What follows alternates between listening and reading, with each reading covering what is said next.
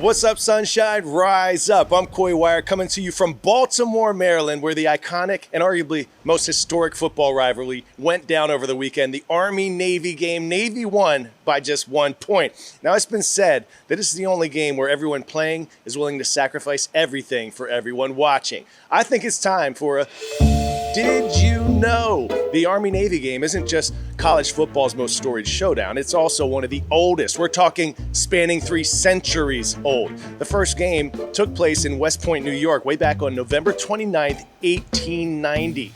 Saturday marked the 126th edition of these two service academies going at it on the gridiron. This rivalry is older than 6 U.S. states, older than the Spanish-American War, even older than the invention of bicycle tires, older than the discovery of X-rays, and the entire sport of basketball. Navy won the very first game 24-0, and as far as bragging rights go, the midshipmen have the advantage. They lead the series with 63 wins and hold the longest win streak with 14 straight and the largest margin of victory, 51-0.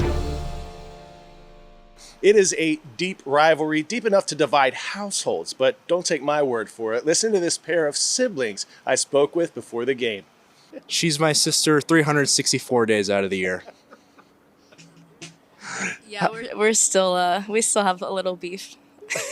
All right, here is what makes this so special. Even though these service members spend a few hours as bitter rivals on the gridiron each year, many of them will work together to protect and serve America for the rest of their careers. It's a bond that transcends any football game and makes this tradition unlike anything else in sports. Now that I'm wrapping up my time here in Baltimore, I'm starting to get excited for one of my next assignments. In less than 2 months, I'm headed to Italy to cover the 2026 Winter Olympic Games, and many of the events will be held in the old country's famous Cortina ski resort. The town will host curling as well as bobsledding, luge, and skeleton in its newly built sliding center, a venue that almost wasn't ready in time. Our Antonia Mortensen got to speak to some of the American luge athletes hoping to make the team. The glamorous Italian ski resort of Cortina d'Ampezzo is shifting into high gear as it prepares for its role in the Milan Cortina 2026 Winter Olympics, now less than 2 months away. Final preparations are underway at the newly built Eugenio Monti Sliding Centre, which hosted its first Olympic luge qualifying event at the end of November. Hurling past as fast as 75 miles an hour, these athletes are testing this ice track for the very first time, hoping to qualify for the Olympics. More than 150 athletes from 25 countries are battling for a place on the Olympic qualifying list. The US women's luge team laser focused on the challenge ahead. How would you compare this track to previous tracks? I think it feels kind of similar to Pyeongchang a little bit. I like it. I think that each track has its own personality and kind of rhythm to it.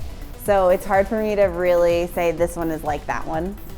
It has its own unique personality. I think a lot of the entrances are a little, the consistency throughout the track is that it's not quite how I would naturally, my natural line would go through it. First we have to make the team qualify, but I'm really, really looking forward to the potential of the Olympics here for myself.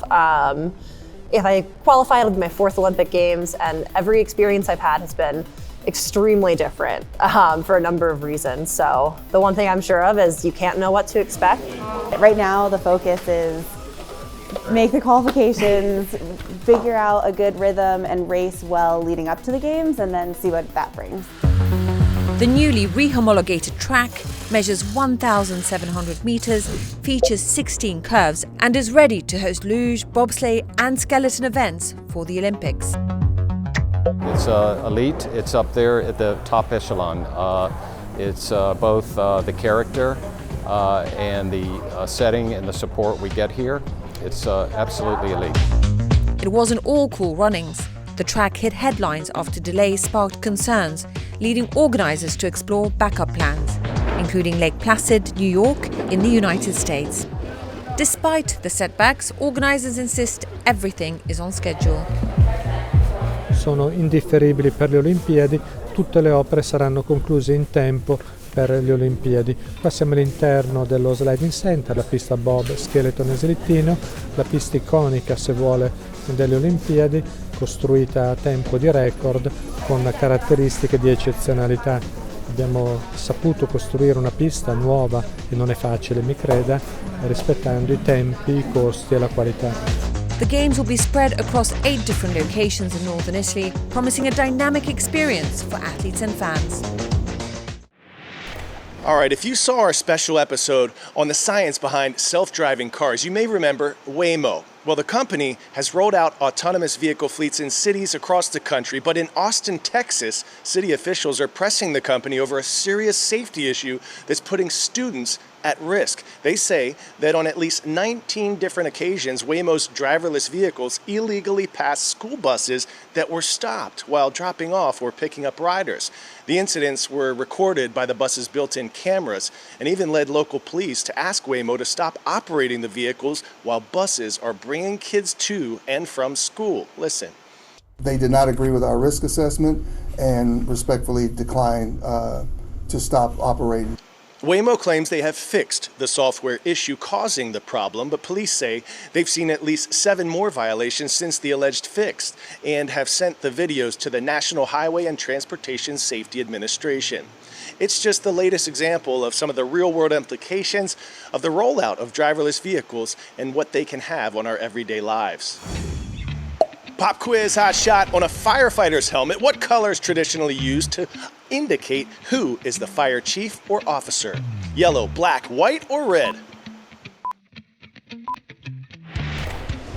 Answer is white, because white stands out clearly against smoke. The white helmet makes it easy for crews to find the incident commander and receive instructions. Firefighter helmets of all colors just received a golden honor in Hollywood last week. A new star on the iconic Hollywood Walk of Fame pays tribute to the Los Angeles Fire Department, honoring the brave women and men who protect the city from raging wildfires like January's Palisades fire.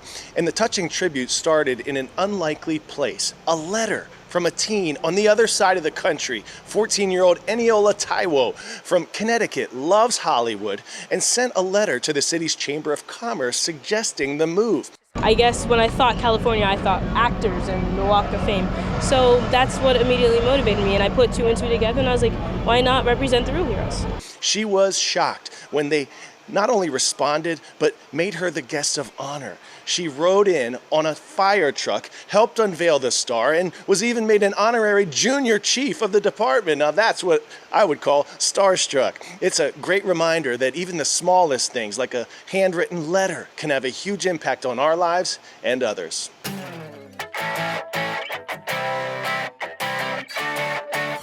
Today's story getting a 10 out of 10, some do-good grannies brightening the holidays on demand. Meet Grandma Nancy, one of 3 grandmas in residency at the, quote, Granny Stand in McKinney, Texas. Visitors to the town's Christmas market can stop in for advice, friendly conversation, or even just a big old warm hug from Baba. If there's a choice of being unkind or be kind, choose kindness. Absolutely. Choose love, choose patience. Group hug. The goal is simply to give some kindness and a listening ear to anyone who might need it.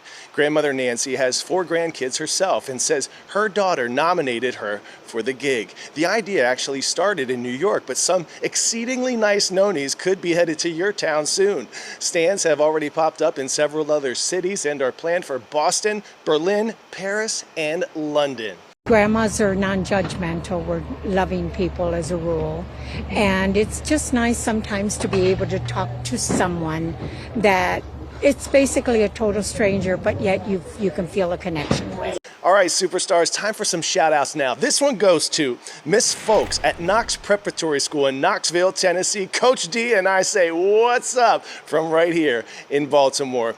And we have an extra special shout out going to Mr. Filowich's class and all the Sabres in Souris, Manitoba, Canada. My whole team and I, we're sending you a lot of strength and love. Go on out and spread some joy today if you can, everyone. We'll see you right back here tomorrow. I'm Coy Wire, and we are CNN 10.